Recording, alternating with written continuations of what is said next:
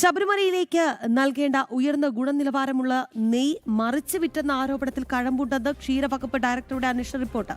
മിൽമയുടെ പത്തനംതിട്ട യൂണിറ്റിൽ നടന്ന വിജിലൻസ് പരിശോധനയിലാണ് അഴിമതി വിവരങ്ങൾ പുറത്തായത്. ശബരിമലയിലേക്ക് നൽകിയത് ഗുണനിലവാരം കുറഞ്ഞ ഉൽപ്പന്നമെന്നും കണ്ടെത്തൽ. വിവരങ്ങളുമായി MS വീണ തലസ്ഥാനത്ത് നിന്ന് ചേരുകയാണ്. വീണ, അതായത് നമ്മൾ ശബരിമലയിൽ നടന്ന പലതരത്തിലുള്ള ക്രമക്കേടുകൾ കണ്ടു. ഇപ്പോൾ പറയുന്നത് ഈ ശബരിമലയിലേക്ക് നൽകേണ്ട ഉയർന്ന ഗുണനിലവാരത്തിലുള്ള നെയ്യ് പോലും മറിച്ച് വിറ്റു എന്നുള്ളതാണ്. വളരെ ഗുരുതരമായ ആക്ഷേപം വിവരങ്ങൾ.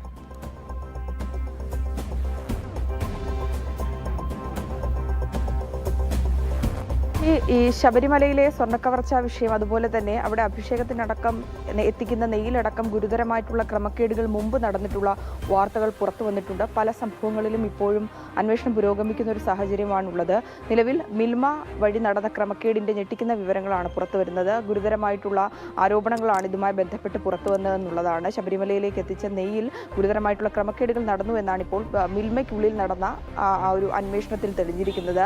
അത് ഗുണനിലവാരമില്ലാത്ത നെയ്യ് അവിടെ എത്തിക്കുന്നതിനുള്ള ഇടപെടൽ നടന്നു എന്ന് തെളിവുകളടക്കം പുറത്തു വന്നിരിക്കുന്ന ഒരു സാഹചര്യമുണ്ട്. 1,70,000 നെയ്യ് ലിറ്ററോളം നെയ്യ് എങ്ങനെ അവിടെ എത്തിക്കാൻ സാധിച്ചു എന്നുള്ളൊരു ചോദ്യം നിലനിൽക്കുന്നുണ്ട്.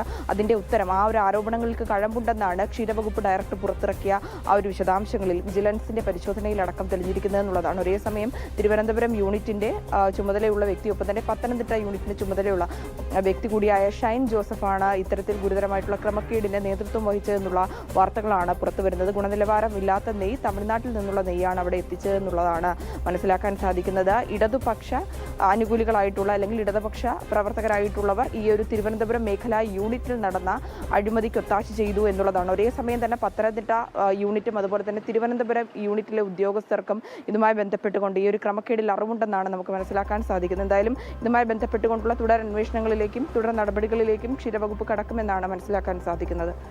ശബരിമലയിലേക്ക് നൽകേണ്ട ഉയർന്ന ഗുണനിലവാരത്തിലുള്ള നെയ്യ് മറിച്ചു വിറ്റുവെന്ന ആരോപണത്തിൽ കഴമ്പുണ്ട് എന്ന് തന്നെയാണ് ക്ഷീരവകുപ്പ് ഡയറക്ടറുടെ അന്വേഷണ റിപ്പോർട്ടും ചൂണ്ടിക്കാട്ടുന്നത്. മിൽമയുടെ പത്തനംതിട്ട യൂണിറ്റിൽ നടന്ന വിജിലൻസ് പരിശോധനയിലാണ് ഈ നിർണായകമായ വിവരങ്ങൾ വ്യക്തമാക്കിയത്. വീണയാണ് വിവരങ്ങൾ നൽകിയത്.